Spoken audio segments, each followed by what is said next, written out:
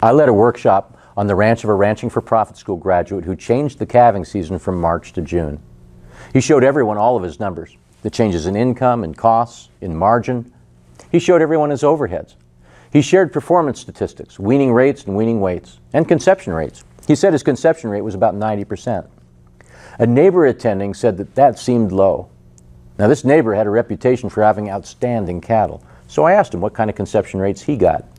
He said he typically got a breed up of 95 or 96%, sometimes even higher. I asked, "Is that good?" He gave me a strange look like I'd lost my mind. He said, "Of course it's good." But that's not a stupid question. Look, if we didn't provide any inputs, 50 or 60% of the cows would still get pregnant.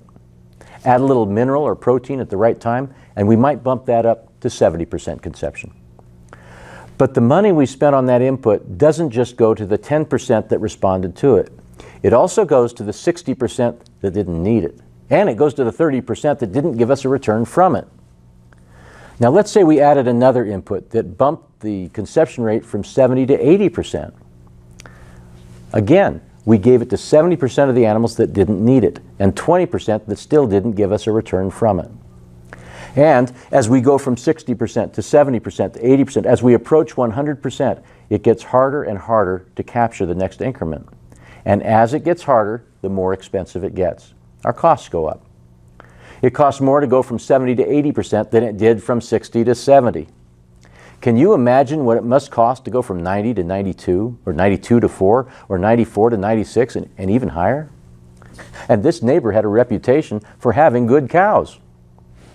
But how can you tell if they're good? Aren't these the good ones? The ones that got pregnant without any inputs?